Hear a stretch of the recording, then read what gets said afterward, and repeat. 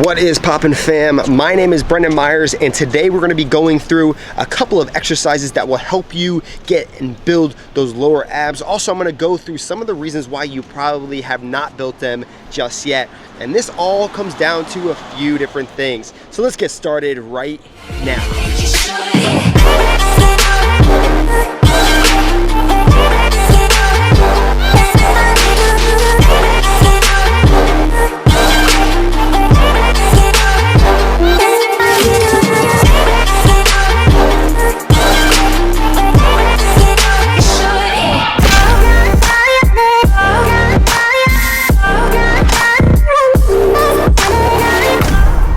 So why don't you have lower abs? Now, I'm not telling you right now that you can't get lower abs. I'm not saying that you don't have them. Everyone does have a lower rectus abdominis. I'm just saying that the reasons why you don't have lower abs are due to the techniques that you keep on thinking you're progressing in.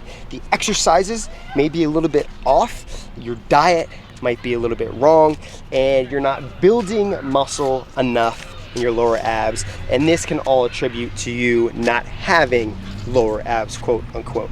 So where do you start off? What can you get started with today to start moving in the right direction? Well, first of all, you need to make sure you're doing the proper exercises. And actually, let's just slow down for a second. Let's move all the way to diet. The things you need to be eating, think about vegetables, think about just healthy eating. You don't want to go eat fried foods. You don't want sugary drinks. You don't want any of that. Yes, maybe if you fit it all in your macros, your macronutrients, that does not mean later on down the line that you're going to have the same effects as you did acutely, very, very short term. So first, focus on what you're eating and what you're consuming. Don't overeat and don't undereat. Just keep it right in the middle where you feel comfortable. And I would say generally have 3 to 4 meals a day. And with that, you'll be right where you need to be. Now, as we continue down the path of, all right, how do I build these lower abs? Diet's out of the way. Well, now you need to be building the lower abs in the correct way, and that comes down with exercise. So what are you doing that is actually inhibiting you from completing all of these movements and building that muscle? Well, most of the time you're working too much on your actual hip flexors, which is a big problem, because whenever you go extension in that knee and you extend all the way up here and flex at that hip, now you're incorporating a lot of your quad and your hip flexor. And this will take a lot away from those lower abs. So when you do build enough strength and size in those hip flexors, yes, of course, you'll be able to use those lower abs a lot more because they're stronger. They can withhold a lot of that stress that it's being put under. Now, when you're going onto a pull-up bar, if you're going onto a bench, say, what we're gonna be doing, rather than going fully extended, right? Most of us are not that strong yet. We don't have as much muscle in that area. Just in case, we are going to flex at that knee, and now we're gonna work on different exercises like this. So we're gonna go on the top bar right here, and we're gonna be standing here. Exercises just like coming up here, just when the hip is flexed at a 90-degree angle, making sure that your legs are not out. That is, again, going to recruit a lot more of that hip flexor. So here, okay? And then you can also go and work on more obliques to lower abs of the rectus abdominis. Now, this will be the same thing. You will be hitting your lower abdominals here, okay? And these are just a couple exercises you could be doing on a pull-up bar. Now, if we move over to the bench, I'll show you a couple other exercises. Again, it's all about flexing at that knee, making sure it's not completely extended, and making sure also that your hip is not flexed above that 90 degrees, because once this hip flexes more than 90 degrees, you run into the issue where now you're recruiting other muscles that you don't want to recruit. So we're gonna come here on this bench. You can go in like a chair dip position, and all you're gonna do is bring your knee out as so, okay? Notice how it's not high, because this is not gonna recruit. That's gonna recruit a lot more, of that hip flexor. Now we're gonna keep it a little bit lower, and we're gonna come straight here to our chest. And what this is doing is really focusing on that lower abdominal. Yes, it's a little bit easy, but if you do more repetitions, you will feel a little bit more. And if you do it a lot more controlled, contracting at that position, at the top and at the bottom and all the way through, stabilizing, you'll feel a lot more. Also, you can do exercises here where you're just holding yourself almost in a L-sit position, but rather tucked.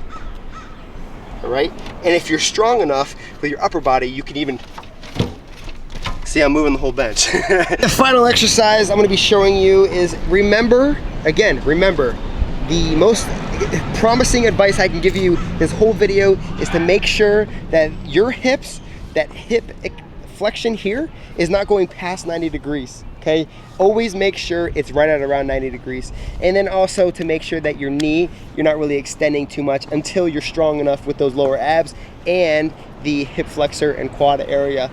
So what we're gonna do is keep that chest down, that back needs to be on the ground. So how do you do that? You flex at those abs as much as possible and squeeze, head back down, okay? And we're gonna go from that 90-degree position, come straight down, right until you feel those lower abs just pulling at you, the rectus abdominis as a whole pulling at you, and then you're gonna come right back up. And this is just about an inch above the ground and right back up.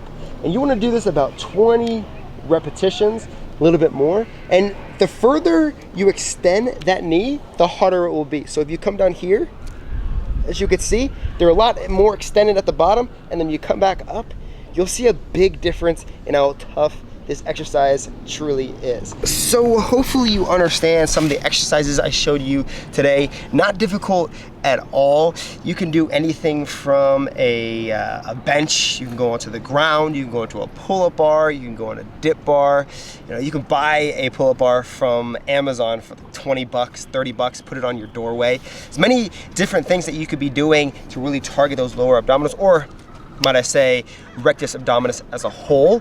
Now, when you're focusing on these abs, remember certain cues or advices that I gave you throughout the whole entire video. First of all, eat healthy. I always think of it like this: what do I put in my body? That's what I want to exert. The energy that I expend at the end or during or the beginning of my workout, I want it to be healthy. I want it to be strong, powerful. I want more endurance. So that's where you need to be consuming the proper foods. Second, remember, don't eat too much, don't eat too little. Eat just 3-4 meals a day. I never like to give, hey, these are the macros you need to hit, because with most people, they won't hit the macros, or they'll forget, or they'll run into issues where, oh, I can't find this food, and they start freaking out, or they don't have the time to learn them. And even though it is a little easy to learn, it still does take time to do so. So just make sure you're eating about 3 to 4 meals per day, very healthy.